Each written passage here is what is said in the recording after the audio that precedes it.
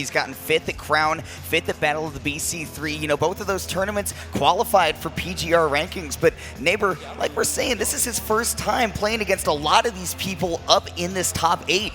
Yeah, but he's definitely not going to be the first young Pokemon trainer player to go up against Samsora. And this isn't the first Peach that he's going to play either. Samsora's starting it off really hot, though. Pandarian's going to have to keep up. That was a quick 76. Dude, flying right in, and look at that. He's already looking for this edge guard. You can see just how much work Peach can do in this early game. That is E-United Samsora at his finest. Yeah, I mean, Peach starting off the combo with the down tilt, that down tilt taking you from 0 to 70 real quick, and that quick switch to avoid that fair, and another flare bits below the stage to avoid that contention from Samsora. That's crazy that he's able to do all that to avoid the death down there, because you know Samsora was fiending for the forward air after he bumped off that first one. You don't have to be concerned about Samsora finding forward airs when he's on stage, man. He has found so many already, and look at that. He's barely gotten touched by Pandarian so far, where he's got him firmly in kill percents. Think about Ivysaur, though, very explosive character. If you're not finishing your plate against this character, adding all that rage, you're giving a lot of opportunity for comeback.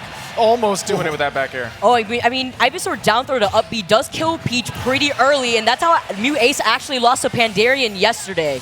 That's right, Pandarian not new to fighting these top player Peaches. But Samsora is a different breed entirely. Samsora's a monster, man. I mean, this is the kind of guy that you have pioneering every single facet of Peach's game, both combo and neutral. You can see that he is putting every single stitch into this game right now. I mean, he's only taken 30%, hasn't even lost his stock, and we basically have 2 minutes off the clock right here. Samsora is doing such a good job at adding in this pressure. What's crazy, we are looking at like the longest stage in our current stage list, and it feels small the way that Samsora is suffocating Pandarian. Dude, coast to coast, man. LA to New York. He's about it. Down air floating just above these Razor Leafs to set up this aerial pressure. Looks like it's not going to be as effective of a zoning tool against Peach with this float. Back throw is going to set up, but not for Holt Watt. Just a ledge trap here, see what he can do. I like the back air pressure instead, and taking out Samsora. Great spacing on that from Pandarian. And just slides in with that forward tilt. Now he sets up the Ivysaur so he can put on all that damage. If he gets like a throw here under a platform, that could be huge. Yeah, you can see Pandarian's really about that Ivysaur when he's not got Samsora at those kill percents. And even then, like you said, he's got a lot of confirms to take Samsora down once he does get to even these percents. Oh, but the forward air is going to catch Pandarian, fiending a little bit too hard, trying to drift in at the ledge there aggressively. And Samsora, that's a 2-stock at the end of that game 1. And so strong, just both on stage and off stage. Samsora just didn't really look like he had all that many weaknesses in that game 1. No, honestly, Samsora just stayed grounded for the most part and pressured Pandarian off stage. And you also saw at the very end there, he knew that Pandarian was going to go for an aggressive option by the ledge, so he just drifted back with the fair, and that fair reaching right there by the ledge was able to clip him. I believe he only took like 30% within the first minute of that game, and he was pretty solid. He didn't have to overextend right there. Yeah, he was playing really calm, really comfortable. I'm wondering if we want to go to a smaller stage. Normally, Ivysaur in particular really likes these small stages that have these platforms you can abuse, like this one in particular. But the way that Samsora was moving, I'd be scared to get more up close with this guy. I mean, this is exactly the stage where we saw Pandarian make his way into top 8 with an absurdly early down throw Divine Whip. It's at like 60% and like 80 post hit. So coming back to Yoshi's story, he's got some good memories on this stage. And like you said, up close, Ivysaur's got a lot of boxing tools. Yeah, using that down air to actually set up on the platform and get away from Samsora's ledge trap. Almost getting the back air Divine Whip, but not quite finding it. So Samsora's going to be back, living his life. Oh, God. Pandarian stuck at the ledge. You know these ledge traps have been where Samsora is making all of his money. Oh yeah, most definitely. And that's where he's keep pressuring him too, using the nair to try to cover the platform. Ooh, that empty hop from the float fast fall down. And catches him once again with the fair, but wow, he was able to switch, but he still flew off the side there. You know what? I'm willing to bet that when he switched, Charizard's tail hit was on the blast zone, yep. would not have. That is the saddest thing I've ever heard in my life. Oh, just charges that forward smash. It's so big. That's a mid-level tactic for Ivysaur, but Pandarian says, look, you've been chilling on this ledge for a while. You're looking for a way to get on. I hope that you choose correctly, and he did not. Yeah, you think you could roll through that, but his noggin's so big that not. Speaking of big, actually, these up airs are also pretty big from Ivysaur as well. Putting on a 50% to Samsora. You know, that is so dangerous. That's terrifying as Ivysaur. It's sad to say, but like you could get fine whipped up near the top platform and you're gone. You can see that right now Pandarian's looking to make that setup happen on Samsora. He threw out that Razor Leaf to see if he would approach him and bait out a shield so that he could get the grab and set up for that Vine Whip. I love the way the Pandarian's playing on the platforms, not getting too antsy to get down. He's really looking for his out, using his disjoints to his advantage. Yeah, instead of actually being pretty patient, contesting him with the down air. You see these back airs as well, because it has low landing lag, so it can be pretty effective whenever he has to land. Going really low with the Charizard, using that switch to get some extra invincibility. Not only that, now he's got a little bit of extra beef on his end where Samsora's going to be pulling out these forwarders near the ledge. May not kill him yet. And Samsora, man, I thought that up throw would kill him too because Yoshi's is small. Yeah, but Samsora had phenomenal DI. That was pretty scary, especially on the platform. Samsora ready with the fair though. Try to call it a jump. Uses the side B. Samsora loves to use it in that position. It lets Trappings kind of edge cancel or just drift off. Really good awareness from Pandarian to recognize where that turnip was going to send him, so that way he could live longer. That rage coming through for Pandarian, though. We saw consistently Samsora is going for that same fair setup because Pandarian's been drifting in, but this time drifting in with the bigger hitbox of the Charizard fair. Back air, though, cleaning it up for Samsora, so this is even stocks, even percent. Pandarian swaps to the Ivysaur to keep this open. Like we said, man, early percents, Pandarian, especially in this matchup, not going to be opting for the Squirtle as much. Even though he does have a very strong Squirtle, he's got to be sticking with that Ivysaur against Peach because of what he's getting. That could have been a huge setup. This is why we love the platforms as Ivy.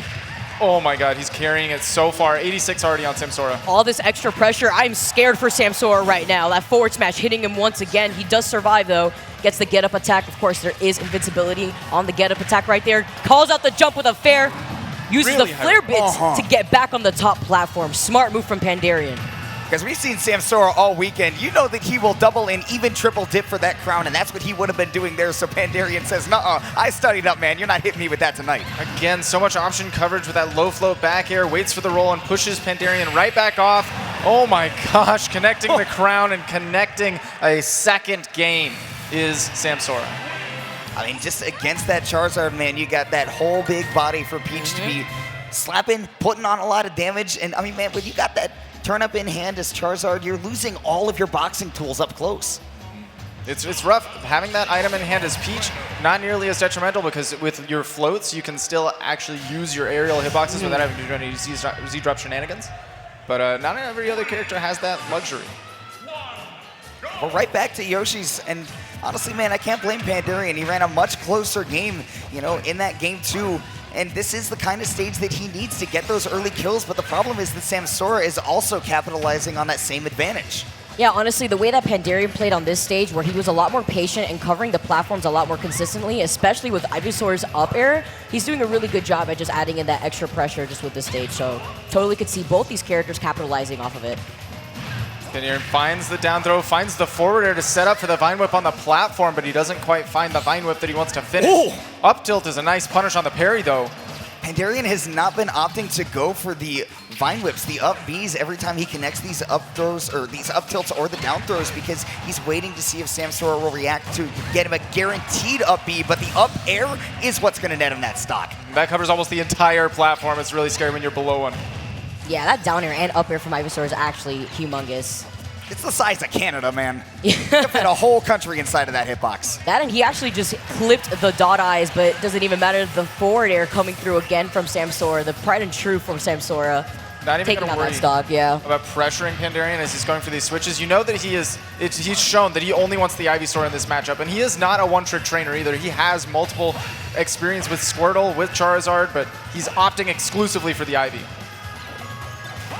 Oh my gosh, Samsora trying to put on some pressure with that turnip, and now off stage. Again, Samsora doesn't usually go deep unless he really believes that he can fully extend a combo that he already has started. That was right a big there. combo. What a way to reverse the situation, keeping Samsora off stage now. Pandarian just he can't come back from that, yeah. That was amazing pressure from Pandarian. He scared Samsora to death. Samsora finally coming down with the float, though, catches the fair and is setting up the ledge trap that we know has been setting up so much for Samsora. Got him these first two games, even. Oh, but down throw is big for Ivy. Look at that double upper. He's at 50 already, 68. Connecting that in spot. That time Samsora able to get away from that Vine Whip. You can see that Pandarian really wants to just close out that game with that Vine Whip. Could have looked for it right there, but again, Samsora's DI out has been nice. Oh, I like that patience instead, but it doesn't matter. Look how big that upper hitbox was. He wasn't even on top of him. No, he was all the way off to the side. That's a dominant answer to a 2-stock to retort, taking this to the game 3. I mean, that is a nice turnaround from Pandarian. And like we said, you know, that stage is going to be really nice for him. Tri-plats, small blast zones, and he came down to last hit in game 2, so he still got confidence to run it back in game 3. But now he has to fight on Samsora's terms. Yeah. Honestly, I know we were talking about how Peach and Pokemon Trainer benefits off of Yoshi's story, but at the same time, I feel like it was just benefiting Pokemon Trainer more than anything. Oh, yeah. He gets so much off of those platforms. Now we're going to see another stage that Pokemon Trainer actually really does enjoy in Smashville, where that center platform aids these throw conversions. But the up-close and personal space, I think, is what Samsora is really looking for here. Yeah, he's going to have a little bit of an enhanced time with these edge guards, or these ledge traps, actually, which you've seen plenty of from Samsora because Pandarian doesn't have a platform to escape to and mix up his recovery. Right, the position of this platform in particular actually makes it a lot harder for you to deal with other characters' ledge trapping. Pandarian just trying to get a foothold on the stage, but this is looking a little bit like game 1 for Samsora. That nerf to Peach means that he's not going to be getting that kill quite yet, but he has got Pandarian on his last legs for this stock, and so he sweeps the legs out from under him. Yeah, calling out that jump, something that Samsora's been doing pretty consistently so far in the set versus Pandarian now. Oh, that back air doing so much shield pressure. It's just so hard for Ivy when they're at the ledge. They don't have a lot of quick options to deal with the frame data that Samsora is throwing at him. Catches the jump. Yeah, Samsora's call-out game has been nothing short of incredible in this game. That and his combo DI as well. We haven't seen Pandarian get anything guaranteed. Catches the up air. Oh my goodness, how is Samsora alive? Usually starts killing around 80% on Peach, I believe. He's trying to do a really good job at maneuvering his way around it, but getting the back air. Gets sniped by the turnip too, and that perfect timing on the switch right there to avoid the second turnip, but unfortunately gets hit once again by the turnip as Charizard, and he's unable to make it back. That fly only has armor on the startup, so bopping him on the head at the very end of that sends him flying away. A whole lot of moves like that right there. Call out with the roll using the forward smash. Yeah, but Pandarian needs a lot more of those if he wants to take this game. He's behind a clean stock, and Samsora's putting on damage. Okay, spot dodge there, and that up tilt could have been a huge setup on that platform right there where Samsora wouldn't have a lot of places to go. But now Pandarian on the ledge, actually, for going up against a Peach and especially against Samsora, he hasn't been doing a bad job of getting off. No, you know, I actually really like how Pandarian's been taking advantage of Samsora's stage pick, using the platform to actually drop with either Nary, all these backers right there into Vine Whip. And that's another thing we saw from the last game. Pandarian did not struggle with racking up a good amount of percent, so although he is down to stock, we cannot count him out yet. It's just hard for him to find these hits, but when he does, that down throw Vine Whip almost sends him straight to the corner.